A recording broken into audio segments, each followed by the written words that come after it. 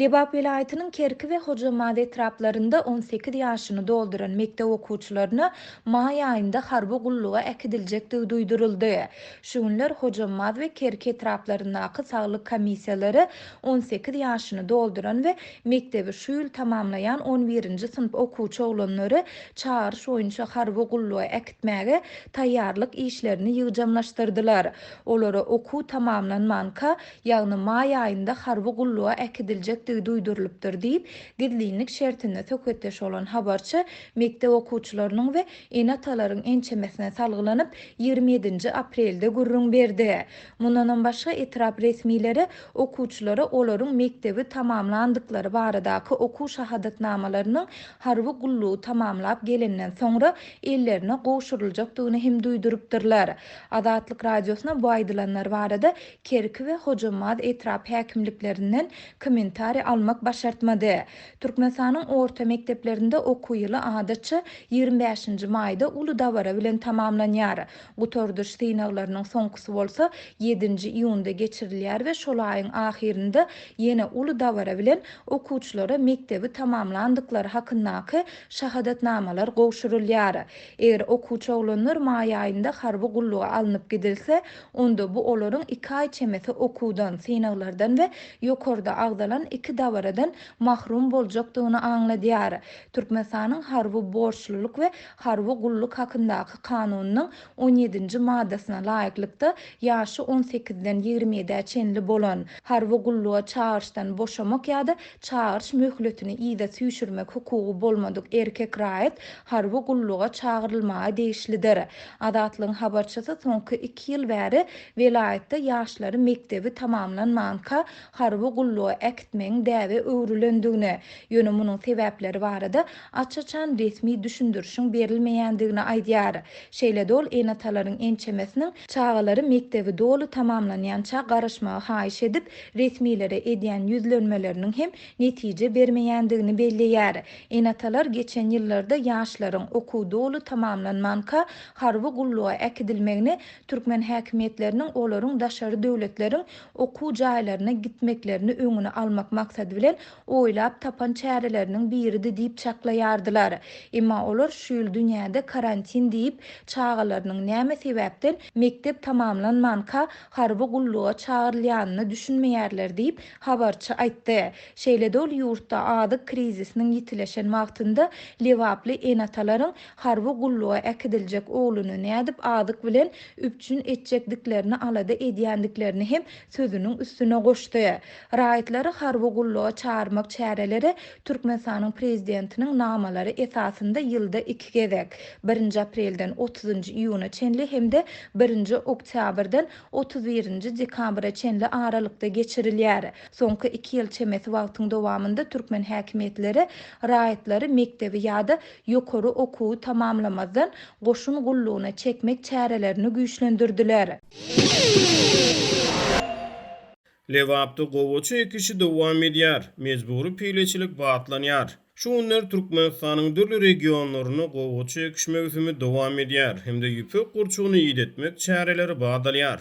Azatlyk radiosynyň habarçysy Lewap vilayetiniň Hocamad, Kerki hemde Köýtönag etraplaryna gowaçy ekişiniň barşy we ýüpek gurçugyny ýitmek bilen bagly mejburi çäreleri barada habar berýär. Hocamad, Kerki we Köýtönag etraplaryna adamlaryň kärenini we mellek ýerleri ölçelýär we artykmaç ýerler olaryň ellerinden alınıp gowaçy ekilýär diýip habarçymyz Lewapdan habar berdi. Onun sözlerine göre bu etraplarda häkimetleriň mejburi ýüpek gurçuklaryny ýitmek talaplary güýçlenýän wagty yerli ýaşaýjylar munyň üçin zerur bolan tuğ dagaçlarynyň ýetmezçiliginden şikaýet edýärler. Mälim bolan resmi maglumatlara göre Kerki etrabyny bu ýyl döwlet tapşyrygy esasyna 10.400 hektar meýdany gowaçy ekip ondan 20.300 tonna paýta hasylyny almak meýilleşdirilýär.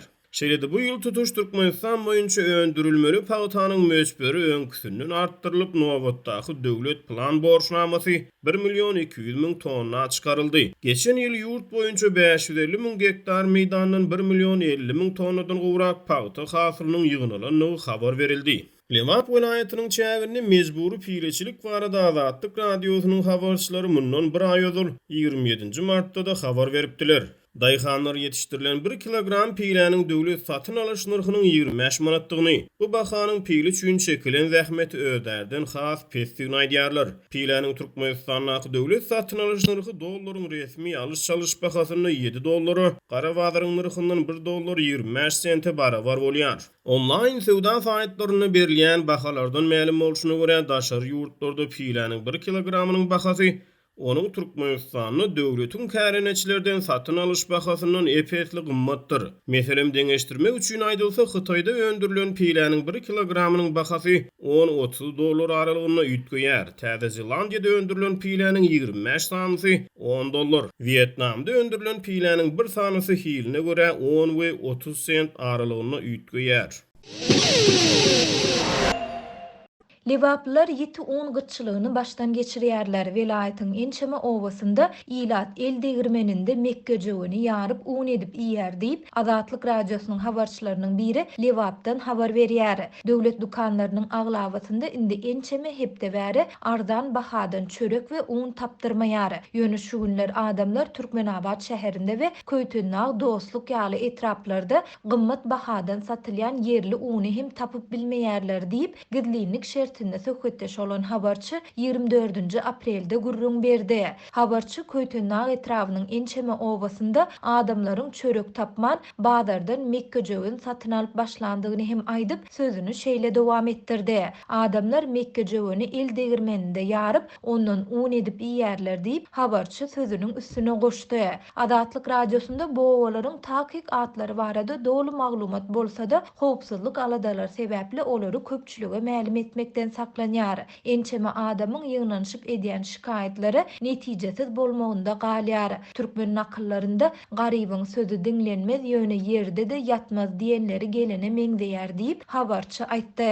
Şeýle dol velaýatyň döwlet dukanlarynda un we çörek bilen bir hatarda raýatlary ýeňillikli bahadan soňky maglumatlara görä 1 litri 7 manat 60 teňeden satylan arasalanmadyk paýta ýagynyň ýetmezçiliginiň hem ýitileşendigini belledi. Häzirki wagt döwlet dukanlarynda tapdyrmaýan arasalanmadyk paýta ýagynyň 1 litri hususiýetçilerde 50-60 manatdan bahalanýar diýip habarçy sözüniň üstüne goşdy.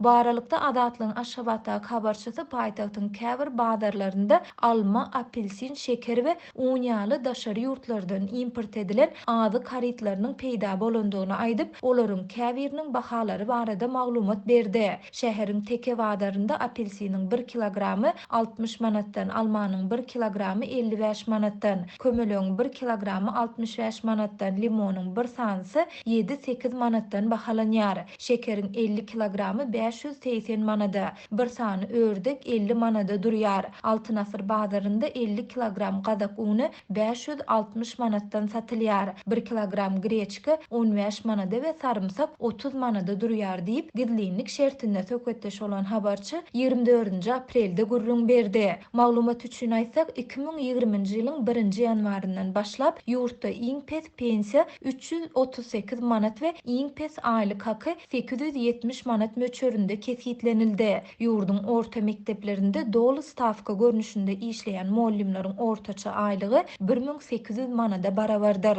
Türkmenistanyň döwlet dukanlarynda indi 3 ýyl çemesi wagt bäri dowam edýän azyk şol sanda un, çörek we ýağ gytçylygy soňky aýlarda hassa ýitileşdi.